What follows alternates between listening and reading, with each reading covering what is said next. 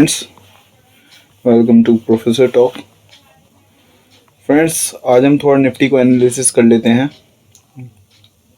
बस मैसेजेस आए group members के कि सर एक बार यूट्यूब पे वीडियो बनाइए निफ्टी एनालिसिस करके, आपको क्या लग रहा है, आप क्या देख रहे हैं उसके अंदर। तो मैं कोशिश करता हूँ सर आपको कुछ बताने की। फिलहाल हम निफ्टी 50 का चार्ट देख लेते हैं फिलहाल अभी के लिए क्या कर रहा है ये एक्चुअल में। रुकिए जस्ट अ मिनट।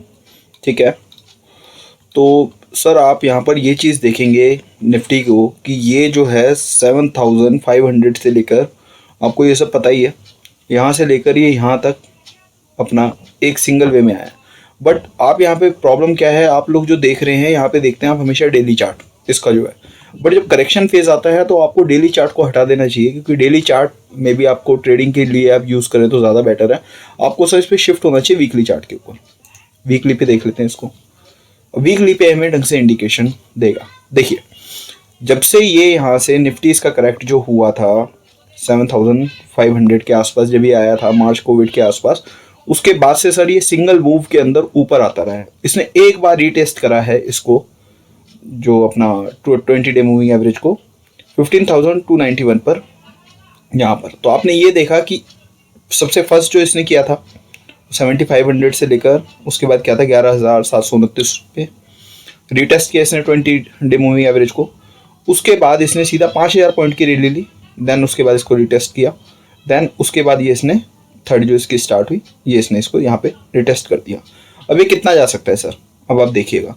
अब देखिए सर, इसके पास देख लेते हैं हम कि पास में करता क्या है आज तक। हमेशा वीकली चार्ट के ऊपर बता रहा हूँ मैं आपको कि देखिए सर, ये मोस्ट प्रोबेबली 20 को करता है, लेकिन 2-3 बार के बाद में 50 डे मूविंग एवरेज को टच करने की कोशिश करता है।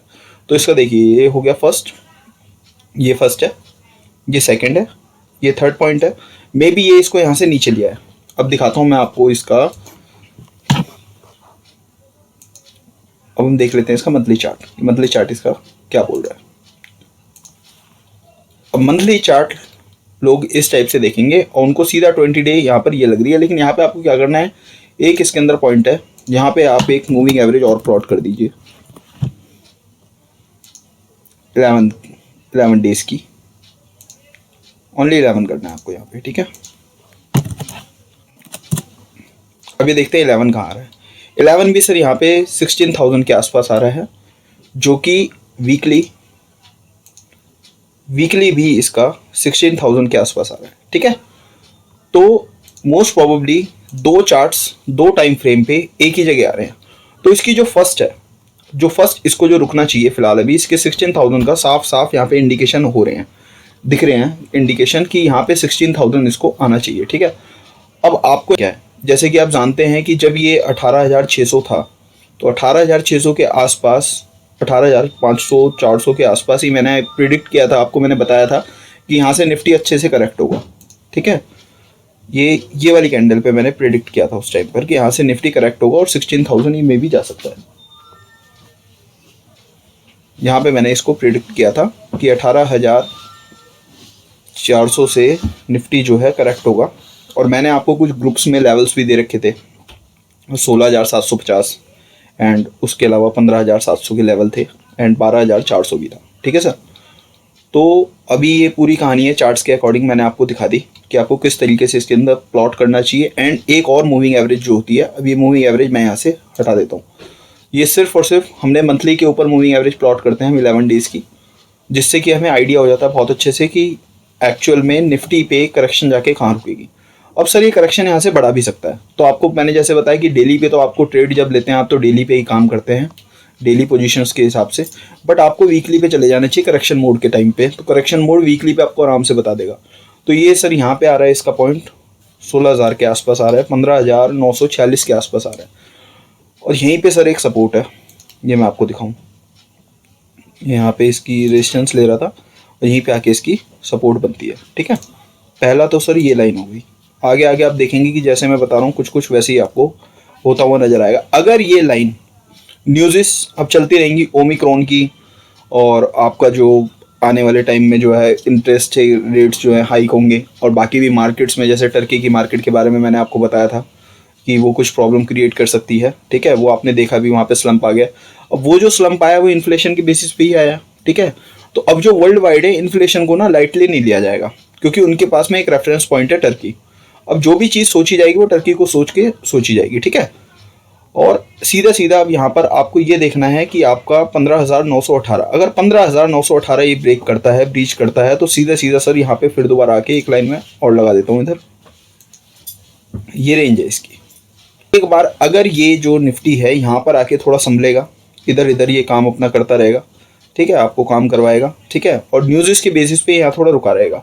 अब ये यहाँ तक आने के लिए इसको मे बी जो लगभग है मार्च से पहले पहले इसको यहाँ तक आ जाना चाहिए, ठीक है सर। अगर इसको अपनी करेक्शन बढ़ानी है तो उसके लिए मैं आपको बोल रहा हूँ मार्च तक ये यहाँ तक आ जाना चाहिए, मार्च से बीच में, और यहीं पे इसके ऊपर ऊपर से काम कराते रहना चाहिए 15,918। उसके बाद अगर इसको करेक्शन बढ़ानी होगी तो सर एक बात याद रखिएगा, इसने जिस हिसाब से प्रेडिक्ट कर रखा होगा इस साल का जो नेक्स्ट ईयर जो आने वाला जो बजट है, अगर वो बजट इसके अकॉर्डिंग नहीं आया तो फिर ये इस रेंज में आ जाएगा, जो कि 14,215 और 15,918 के आसपास होगा, ठीक है। अब लोग प्रिडिक्ट कर रहे हैं रिलायंस को कि सर कि रिलायंस हैवी वेट स्टॉक है, तो रिलायंस का क्या होगा, या रिलायंस में आप लोगों ने कैसे काम करना है। तो मैं आपको रिलायंस दिखा देता हूँ। ये आ गया आपका रिलायंस, ठीक है। अब रिलायंस पे क्या करना है आप देख लीजिए। अब मैं इसको डेली कर देता हूँ क्योंकि एक स्टॉक है, इंडेक्स नहीं है, ठीक है। अब देखिए डेली पे आप देखेंगे इसकी 200 जो आ रही है ये लगभग 2268 आ रही है।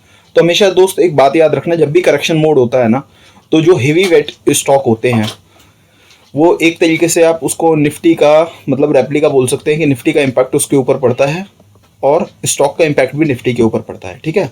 तो फर्स्ट ऑफ ऑल तो ये सर यहीं पे आके रुकेगा आपका जो 2250 है, ठीक है। यहाँ पर ये एक मैं लाइन और लगा देता हूँ, ये फ्यूचर प्रेफरेंसेस के लिए है कि हमारे काम आएगा सर ये आगे भी। तो हम देख लेते हैं इसका क्या है। तो सर मैं एक लाइन जो है यहाँ पर फिलहाल एक लाइन मैंने ये लगा दी है, एक लाइन मैंने इसकी ये लगा दी है, ये वाली, ठीक है सर। इस निफ्टी के अंदर अगर ये निफ्टी करेक्ट करेगा, ठीक है सर, बढ़िया से, जो मैंने आपको अभी ये वाली जो रेंज बताई थी, जो इससे पहले जो निफ्टी की मैंने रेंज आपको बताई है, अगर यहाँ पे ये करेक्ट करेगा, ठीक है सर, तो ये इसी रेंज में रिलायंस भी रहेगा। रिलायंस का फ्यूचर भी आप मान सकते हैं कि इसी रेंज के अंदर रहेगा, 1831 से लेकर 2316 के बीच में, ठीक है सर। अब आपको यहाँ पर ये देखना है आने वाले टाइम में कि निफ्टी कैसा परफॉर्म करता है, ठीक है सर। और भी जो स्टॉक्स हैं वो भी हम बात करेंगे आने वाले वीडियोस के अंदर कि स्टॉक्स कैसे परफॉर्म करेंगे, स्टॉक्स में कैसे काम करना है आप लोगों को। तो फिलहाल तो डेली का ही मैं देख रहा हूँ। तो डेली पे ये पहले तो 15,918 पे एक बार टेस्ट करेगा, ठीक है। 16,000 को काट के एक बार थोड़ा सा नीचे आएगा यहाँ पर, क्योंकि ये अब वीकली पे काम करेगा, इसको डेली से कोई मतलब नहीं है फिलहाल। तो ये वीकली को देख के काम करेगा, क्योंकि वीकली का चार्ट डेली के चार्ट से बहुत ज़्यादा बुलिश है, तो वीकली के चार्ट पे ही काम कर रहा है। लेकिन लोगों को ये समझ नहीं आ रहा है, लोग डेली चार्ट देख के इसको एनालाइज करने की कोशिश कर रहे हैं। आई थिंक या तो उनको पता नहीं है या वो कर नहीं पा रहे या सोच नहीं पा रहे। तो एनालिस्ट को भी बोलूँगा कि वीकली पे आप देखिए ज़्यादा इसको, और वहाँ से अपना एनालिसिस को आप देखिए कि क्या करना है, ठीक है सर। तो अब इन फ्यूचर आपके साथ में अब थोड़ा सा इसका मैं फोरकास्ट भी कर देता हूँ कि होगा क्या, इसके पूरी जो पिक्चर है वो पिक्चर क्या क्रिएट होगी। तो सर आप देखेंगे जैसे जैसे टाइम बीतता रहेगा, जैसे दिसंबर तो बीत ही गया है, ठीक है। दिसंबर के बाद जैसे जैन आएगा, फेब आएगा, मार्च आएगा, तो आप ये देखेंगे कि निफ्टी वीकली कैंडल जो होगी इसकी, अब जैसे लास्ट वीकली कैंडल मैं आपको दिखाता हूँ, ये वाली जो वीकली कैंडल थी, ये वीकली कैंडल थी, इससे ऊपर गया, थोड़ा सा बुलिश मूवमेंट था, यहाँ से थोड़ा नीचे था। अब ये वाली वीकली कैंडल से नीचे क्लोजिंग होगी इसकी, ये वीकली करेक्ट करेगा इस टाइप से धीरे धीरे ये नीचे आने को, इसको टेस्ट करने की कोशिश करेगा। झटके से भी ला सकता है ये, लेकिन इसको सर यहाँ पर थोड़ा सा टाइम बिताएगा ये इधर, ठीक है, क्योंकि मार्च से ऊपर ये इस लाइन के ऊपर रहेगा, ठीक है सर।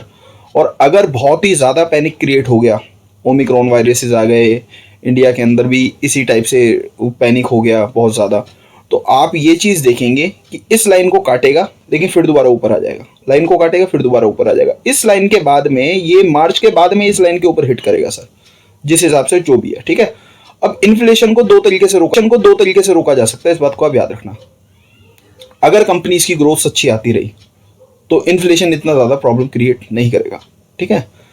और बाकी आप वर्ल्ड वाइड मार्केट्स को देखते रहना कि मार्केट्स कैसे कर रही हैं। तो सबसे पहले इंडिकेशन आपको देगा नैस्डैक, जो इस टाइम पे आपके सामने है, ठीक है। आगे जाके मैं उसके भी आपको चार्ट शेयर करूंगा यूएस डॉलर्स के और इनके सबके इंडाइसिस के, तो धीरे धीरे उसको एनालाइज करेंगे। फिलहाल आज हम निफ्टी को कर रहे थे। निफ्टी का मैंने आपको बता दिया, इसका सिनेरियो जो 2-3 महीने का है वो यही है। ये करेक्शन फेज है सर।